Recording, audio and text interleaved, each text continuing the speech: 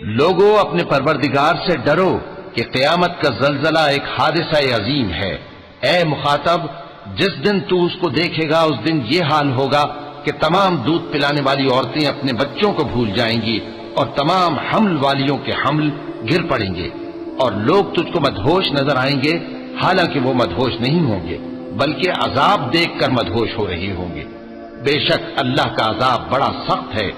اور بعض لوگ ایسے ہیں جو اللہ کی شان میں علم کے بغیر جھگڑتے اور ہر شیطان سرکش کی پیروی کرتے ہیں، جس کے بارے میں لکھ دیا گیا ہے کہ جو اسے دوست رکھے گا تو وہ اس کو گمراہ کر دے گا اور دوزخ کے عذاب کا رستہ دکھائے گا۔ لوگوں، اگر تم کو مرنے کے بعد جی اٹھنے میں کچھ شک ہو تو ہم نے تم کو پہلی بار بھی تو پیدا کیا تھا، یعنی ابتدا میں مٹی سے، پھر اس سے نطفہ بنا کر، پھر اس سے خون کا لوتھڑا بنا کر، پھر اس سے بوٹی بنا کر جس کی بناوٹ کامل بھی ہوتی ہے اور ناقص بھی، تاکہ تم پر اپنی خالقیت ظاہر کر دیں۔ اور ہم جس کو چاہتے ہیں ایک میعاد مقرر تک پیٹ میں ٹھہرائے رکھتے ہیں، پھر تم کو بچہ بنا کر نکالتے ہیں، پھر تم جوانی کو پہنچتے ہو، اور بعض قبل از پیری مر جاتے ہیں، اور بعض بڑھاپے کی نہایت خراب عمر کی طرف لوٹائے جاتے ہیں کہ بہت کچھ جاننے کے بعد بالکل بے علم ہو جاتے ہیں۔ اور اے دیکھنے والے، تو دیکھتا ہے کہ ایک وقت میں زمین خشک پڑی ہوتی ہے، پھر جب ہم اس پر مے برساتے ہیں تو وہ شاداب ہو جاتی اور ابھرنے لگتی ہے اور طرح طرح کی بارونق چیزیں اگاتی ہے۔ ان قدرتوں سے ظاہر ہے کہ اللہ ہی قادر مطلق ہے جو برحق ہے، اور یہ کہ وہ مردوں کو زندہ کر دیتا ہے، اور یہ کہ وہ ہر چیز پر قدرت رکھتا ہے، اور یہ کہ قیامت آنے والی ہے اس میں کچھ شک نہیں، اور یہ کہ اللہ سب لوگوں کو جو قبروں میں ہیں جلا اٹھائے گا، اور لوگوں میں کوئی ایسا بھی ہے جو اللہ کی شان میں بغیر علم کے اور بغیر ہدایت کے اور بغیر کتاب روشن کے جھگڑتا ہے اور تکبر سے گردن موڑ لیتا ہے تاکہ لوگوں کو اللہ کے رستے سے گمراہ کر دے۔ اس کے لیے دنیا میں ذلت ہے، اور قیامت کے دن ہم اسے عذاب آتش سوزاں کا مزہ چکھائیں گے۔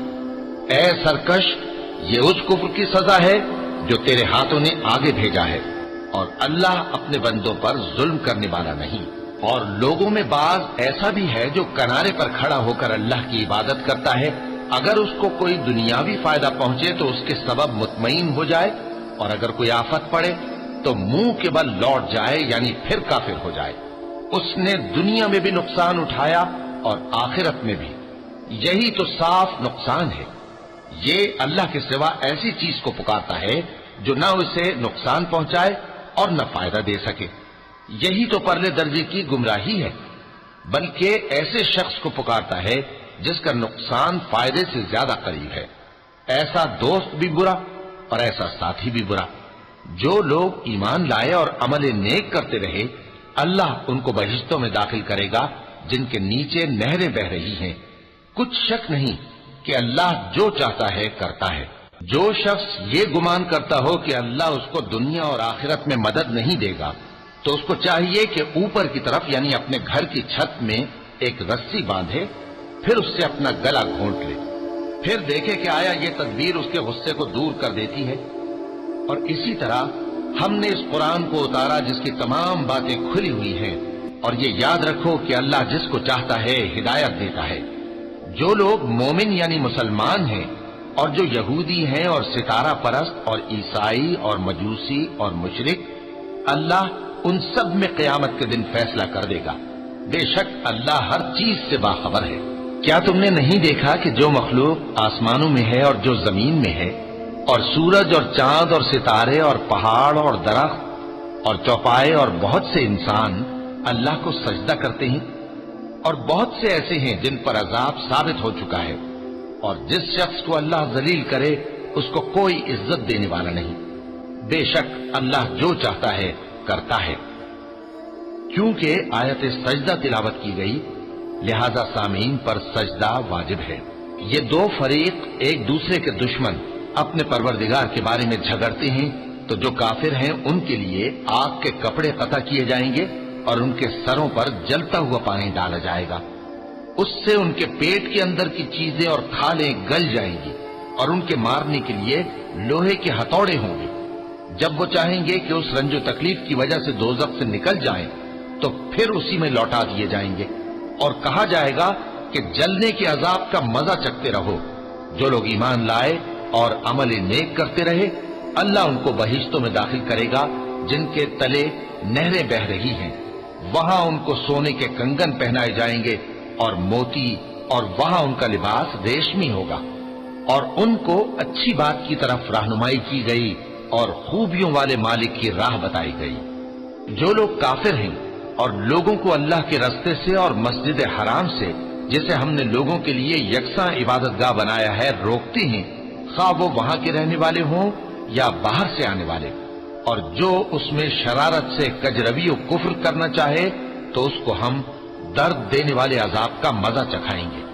اور ایک وقت تھا جب ہم نے ابراہیم کو خانہ کعبہ کا مقام بتا دیا اور ارشاد فرمایا کہ میرے ساتھ کسی چیز کو شریک نہ کیجو، اور طواف کرنے والوں اور قیام کرنے والوں اور رکوع کرنے والوں اور سجدہ کرنے والوں کے لیے میرے گھر کو صاف رکھا کرنا، اور لوگوں میں حج کے لیے اعلان کر دو کہ تمہاری طرف پیدل اور دبلے دبلے اونٹوں پر جو دور دراز رستوں سے چلے آتے ہوں سوار ہو کر چلے آئیں، تاکہ اپنے فائدے کے کاموں کے لیے حاضر ہوں۔ اور قربانی کے ایام معلوم میں مویشی چوپایوں کے ذبح کے وقت جو اللہ نے ان کو دیے ہیں ان پر اللہ کا نام لے۔ اب اس میں سے تم خود بھی کھاؤ اور خستہ حال ضرورت مند کو بھی کھلاؤ۔ پھر چاہیے کہ لوگ اپنا میل کچیل دور کریں اور منتیں پوری کریں اور اس قدیم گھر یعنی بیت اللہ کا طواف کریں، یہ ہمارا حکم ہے۔ اور جو شخص ادب کی چیزوں کی جو اللہ نے مقرر کی ہیں تعظیم کرے تو یہ اس کے پروردگار کے نزدیک اس کے حق میں بہتر ہے۔ اور تمہارے لیے مویشی حلال کر دیے گئے ہیں سوائے ان کے جو تمہیں پڑھ کر سنائے جاتے ہیں، تو بتوں کی پلیدی سے بچو اور جھوٹی بات سے پرہیز کرو، صرف ایک اللہ کے ہو کر اور اس کے ساتھ شریک نہ ٹھہرا کر۔ اور جو شخص کسی کو اللہ کے ساتھ شریک مقرر کرے تو وہ گویا ایسا ہے جیسے آسمان سے گر پڑے، پھر اس کو پرندے اچک لے جائیں یا ہوا کسی دور کی جگہ اڑا کر پھینک دے۔ یہ ہمارا حکم ہے۔ اور جو شخص ادب کی چیزوں کی جو اللہ نے مقرر کی ہیں تعظیم کرے تو یہ کام دلوں کی پرہیزگاری سے ہے۔ ان میں ایک وقت مقرر تک تمہارے لیے فائدے ہیں، پھر ان کو اس قدیم گھر یعنی بیت اللہ تک پہنچنا اور ذبح ہونا ہے۔ اور ہم نے ہر ایک امت کے لیے قربانی کا طریق مقرر کر دیا ہے تاکہ جو مویشی چوپائے اللہ نے ان کو دیے ہیں ان کے ذبح کرنے کے وقت ان پر اللہ کا نام لے۔ سو تمہارا معبود ایک ہی ہے تو اسی کے فرما بردار ہو جاؤ اور عاجزی کرنے والوں کو خوشخبری سنا دو۔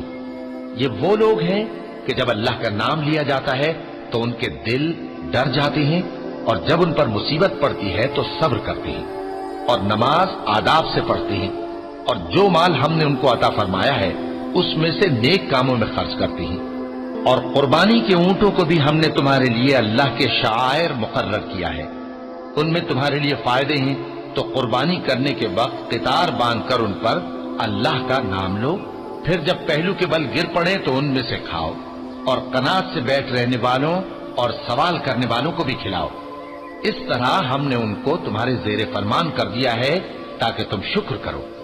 اللہ تک نہ ان کا گوشت پہنچتا ہے اور نہ خون، بلکہ اس تک تمہاری پرہیزگاری پہنچتی ہے۔ اسی طرح اللہ نے ان کو تمہارے زیر فرمان کر دیا ہے تاکہ اس بات کے بدلے کہ اس نے تم کو ہدایت بخشی ہے اسے بزرگی سے یاد کرو۔ اور اے پیغمبر، نیکوکاروں کو خوشخبری سنا دو، اللہ تو مومنوں سے ان کے دشمنوں کو ہٹاتا رہتا ہے۔ بے شک اللہ کسی خیانت کرنے والے ناشکرے کو دوست نہیں رکھتا۔ جن مسلمانوں سے خواہ مخواہ لڑائی کی جاتی ہے ان کو اجازت ہے کہ وہ بھی لڑیں، کیونکہ ان پر ظلم ہو رہا ہے، اور اللہ ان کی مدد کرے گا، وہ یقیناً ان کی مدد پر قادر ہے۔ یہ وہ لوگ ہیں کہ اپنے گھروں سے ناحق نکال دیے گئے، انہوں نے کچھ قصور نہیں کیا، ہاں یہ کہتے ہیں کہ ہمارا پروردگار اللہ ہے۔ اور اگر اللہ لوگوں کو ایک دوسرے سے نہ ہٹاتا رہتا تو خانقاہیں اور گرجے اور یہودیوں کے عبادت خانے اور مسلمانوں کی مسجدیں جن میں اللہ کا کثرت سے ذکر کیا جاتا ہے گرائی جا چکی ہوتی۔ اور جو شخص اللہ کی مدد کرتا ہے اللہ اس کی ضرور مدد کرتا ہے، بے شک اللہ توانا ہے، غالب ہے۔ یہ وہ لوگ ہیں کہ اگر ہم ان کو ملک میں حکومت دے دیں تو نماز قائم کریں اور زکوٰۃ ادا کریں اور نیک کام کرنے کا حکم دیں اور برے کاموں سے منع کریں، اور سب کاموں کا انجام اللہ ہی کے اختیار میں ہے۔ اور اگر یہ لوگ تم کو جھٹلاتے ہیں تو ان سے پہلے نوح کی قوم اور عاد اور سمود کی قومیں بھی اپنے پیغمبروں کو جھٹلا چکی ہیں، اور قوم ابراہیم اور قوم لوط بھی، اور مدین کے رہنے والے بھی، اور موسیٰ بھی تو جھٹلائے جا چکے ہیں۔ لیکن میں کافروں کو مہلت دیتا رہا، پھر میں نے ان کو پکڑ لیا، تو دیکھ لو کہ میرا عذاب کیسا سخت تھا۔ چنانچہ بہت سی بستیاں ہیں کہ ہم نے ان کو تباہ کر ڈالا کہ وہ نافرمان تھیں، سو وہ اپنی چھتوں کے بل گری پڑی ہیں، اور بہت سے کنویں بیکار اور بہت سے مضبوط محل ویران پڑے ہیں۔ سو کیا ان لوگوں نے ملک میں سیر نہیں کی تاکہ ان کے دل ایسے ہوتے کہ ان سے سمجھ سکتے اور کان ایسے ہوتے کہ ان سے سن سکتے؟ بات یہ ہے کہ آنکھیں اندھی نہیں ہوتی، بلکہ دل جو سینوں میں ہیں وہ اندھے ہو جاتے ہیں۔ اور یہ لوگ تم سے عذاب کے لیے جلدی کر رہے ہیں، اور اللہ اپنے وعدے کے خلاف ہرگز نہیں کرے گا۔ اور بے شک تمہارے پروردگار کے نزدیک ایک روز تمہارے حساب کی روح سے 1000 برس کے برابر ہے۔ اور بہت سی بستیاں ہیں کہ میں ان کو مہلت دیتا رہا جبکہ وہ نافرمان تھی، پھر میں نے ان کو پکڑ لیا اور میری ہی طرف لوٹ کر آنا ہے۔ اے پیغمبر، کہہ دو کہ لوگوں میں تو تم کو کھلم کھلا خبردار کرنے والا ہوں، تو جو لوگ ایمان لائے اور کام نیک کیے ان کے لیے بخشش اور عزت کی روزی ہے، اور جن لوگوں نے ہماری آیتوں میں اپنے خیال میں ہمیں عاجز کرنے کے لیے دوڑ دھوپ کی، وہ اہل دوزخ ہیں۔ اور ہم نے تم سے پہلے کوئی رسول اور نبی نہیں بھیجا مگر اس کا یہ حال تھا کہ جب وہ کوئی آرزو کرتا تھا تو شیطان اس کی آرزو میں وسوسہ ڈال دیتا تھا، تو جو وسوسہ شیطان ڈالتا ہے اللہ اس کو دور کر دیتا ہے، پھر اللہ اپنی آیتوں کو مضبوط کر دیتا ہے، اور اللہ علم والا ہے، حکمت والا ہے۔ غرض اس سے یہ ہے کہ جو وسوسہ شیطان ڈالتا ہے اس کو ان لوگوں کے لیے جن کے دلوں میں بیماری ہے اور جن کے دل سخت ہیں ذریعہ آزمائش ٹھہرائے۔ بے شک ظالم لوگ مخالفت میں دور جا پڑے۔ اور یہ بھی غرض ہے کہ جن لوگوں کو علم عطا ہوا ہے وہ جان لیں کہ وہ یعنی وحی تمہارے پروردگار کی طرف سے حق ہے، تو وہ اس پر ایمان لائیں اور ان کے دل اللہ کے آگے عاجزی کریں۔ اور جو لوگ ایمان لائے ہیں اللہ ان کو سیدھے رستے کی طرف ہدایت کرتا ہے، اور کافر لوگ ہمیشہ اس کی طرف سے شک میں رہیں گے، یہاں تک کہ قیامت ان پر ناگہاں آ جائے یا ایک نامبارک دن کا عذاب ان پر آ واقع ہو۔ اس روز بادشاہی اللہ ہی کی ہوگی اور وہ ان میں فیصلہ کر دے گا، تو جو لوگ ایمان لائے اور عمل نیک کرتے رہے وہ نعمت کے باغوں میں ہوں گے، اور جو کافر ہوئے اور ہماری آیتوں کو جھٹلاتے رہے ان کے لیے ذلیل کرنے والا عذاب ہوگا۔ اور جن لوگوں نے اللہ کی راہ میں ہجرت کی پھر مارے گئے یا مر گئے ان کو اللہ اچھی روزی دے گا، اور بے شک اللہ بہترین رزق دینے والا ہے۔ وہ ان کو ایسے مقام میں داخل کرے گا جسے وہ پسند کریں گے، اور اللہ تو جاننے والا ہے، بردبار ہے۔ یہ بات اللہ کے ہاں ٹھہر چکی ہے، اور جو شخص کسی کو اتنی ہی ایذا دے جتنی ایذا اس کو دی گئی، پھر اس شخص پر زیادتی کی جائے تو اللہ اس کی مدد کرے گا۔ بے شک اللہ معاف کرنے والا ہے، بخشنے والا ہے۔ یہ اس لیے کہ اللہ رات کو دن میں داخل کرتا ہے اور دن کو رات میں داخل کرتا ہے، اور اللہ تو سننے والا ہے، دیکھنے والا ہے۔ یہ اس لیے کہ اللہ ہی برحق ہے، اور جس چیز کو کافر اللہ کے سوا پکارتے ہیں وہ باطل ہے، اور اس لیے کہ اللہ اونچی شان والا ہے، بڑا ہے۔ کیا تم نہیں دیکھتے کہ اللہ آسمان سے مے برساتا ہے تو زمین سرسبز ہو جاتی ہے؟ بے شک اللہ مہربان ہے، خبردار ہے۔ جو کچھ آسمانوں میں ہے اور جو کچھ زمین میں ہے اسی کا ہے، اور بے شک اللہ بے نیاز ہے، قابل ستائش ہے۔ کیا تم نہیں دیکھتے کہ جتنی چیزیں زمین میں ہیں سب اللہ نے تمہارے زیر فرمان کر رکھی ہیں، اور کشتیاں بھی جو اسی کے حکم سے سمندر میں چلتی ہیں، اور وہ آسمان کو تھامے رہتا ہے کہ زمین پر نہ گر پڑے مگر اس کے حکم سے۔ بے شک اللہ لوگوں پر نہایت شفقت کرنے والا مہربان ہے۔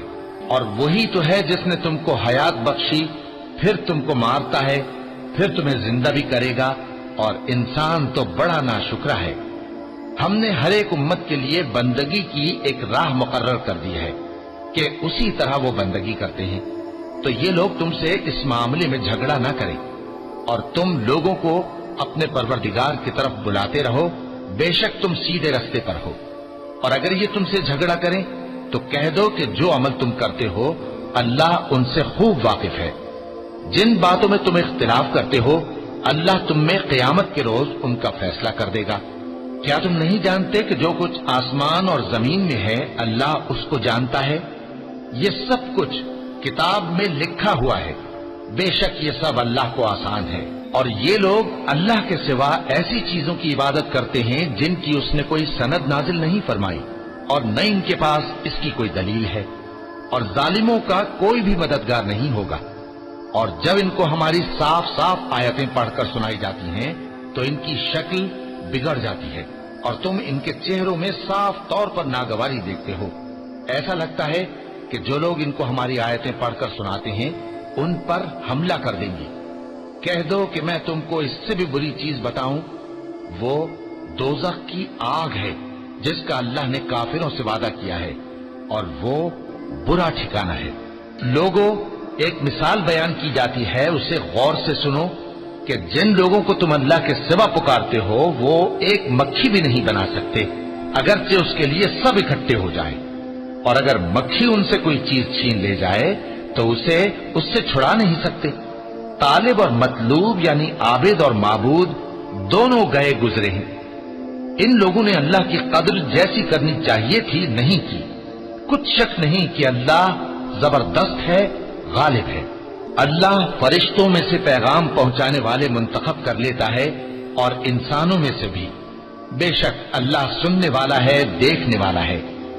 جو ان کے آگے ہے اور جو ان کے پیچھے ہے وہ اس سے واقف ہے، اور سب کاموں کا رجوع اللہ ہی کی طرف ہے۔ مومنوں، رکوع کرتے اور سجدہ کرتے اور اپنے پروردگار کی عبادت کرتے رہو اور نیک کام کرو تاکہ فلاح پاؤ۔